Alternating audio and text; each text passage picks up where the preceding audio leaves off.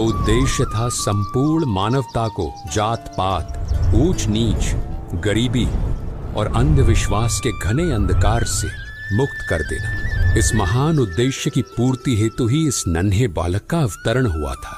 कहते हैं जब सृष्टिकर्ता किसी खास काम का समय तय कर लेते हैं तब या तो वो खुद ही नन्हा रूप धारण कर लेते हैं या अपने किसी विशेष कृपा पात्र संत को भेज देते हैं। और इस बार वो कृपा पात्र संत थे संत रामपाल जी महाराज। दुनिया की चीख पुकार और पीड़ा को देखकर वे भी रोए। मासूम और भोलेपन की लीला करते हुए कभी कभी खूब हंसे। खेतों में खेले, स्कूल में गए, पर उनके भीतर तो किसी और ही उद्देश्य की लौ जल रही थी। मुझे खाली हाथ नहीं लौटना, सारी मानवता को अपने असली घर सतलोक की राह दिखाकर ही लौटना है। दर्शकों, एक घटना ने उनके आने वाले उद्देश्य की ओर उनके पहले कदम का एहसास उनके एक अध्यापक को कराया।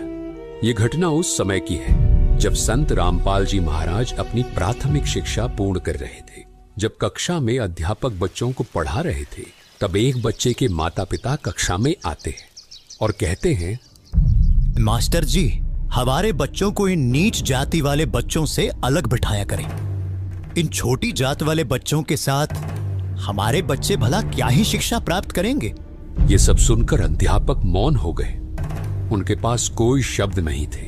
इतने में संत रामपाल जी महाराज धीरे से मास्टर जी के पास आते हैं और बड़ी मासूमियत से कहते हैं, मास्टर जी, हम सब एक ही परमात्मा के ही तो बच्चे हैं और हम सबका शरीर भी एक ही मिट्टी से बना है, तो फिर ये जात पात का भेदभाव क्यों?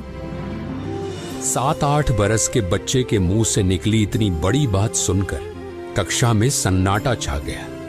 अध्यापक मुस्कुराए और बोले, ये बालक कोई साधारण बालक नहीं हो सकता।